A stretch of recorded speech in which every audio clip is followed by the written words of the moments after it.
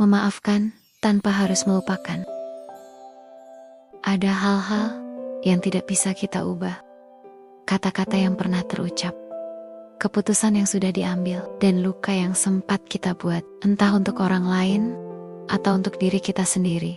Kita mencoba melupakan, tapi semakin berusaha melupakan, semakin luka itu terasa nyata.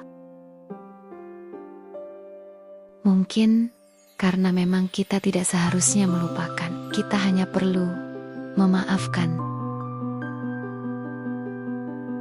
Oke, ayo kita mulai pelan-pelan. Bagian 1, memaafkan orang lain. Kadang, orang lain menyakiti kita bukan karena mereka jahat, tapi karena mereka sendiri sedang terluka.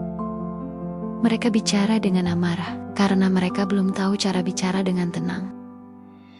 Mereka pergi bukan karena kita tidak cukup baik, tapi karena mereka belum siap untuk tinggal.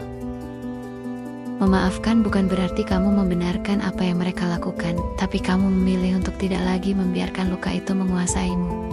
Ketika kamu memaafkan, kamu sedang membebaskan dirimu, bukan mereka. Kamu berhenti menjadi tawanan masa lalu dan mulai menjadi penguasa bagi kedamaianmu sendiri.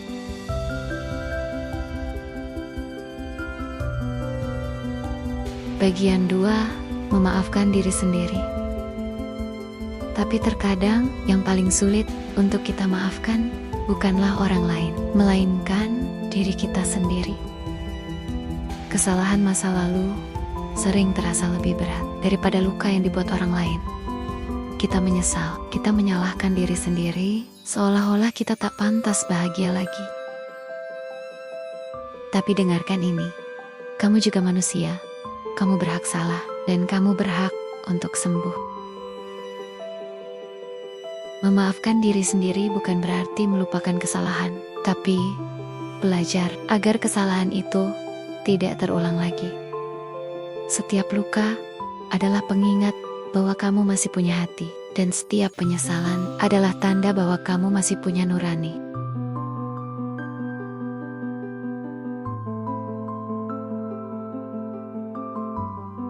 Bagian 3, melupakan dan mengingat.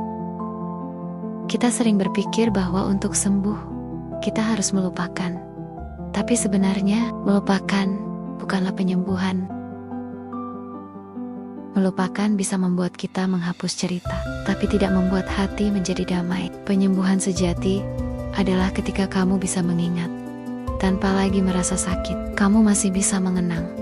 Tapi tidak lagi terjebak di dalamnya, karena luka yang sudah sembuh tidak lagi menyakitkan. Ia hanya menjadi tanda bahwa kamu pernah bertahan.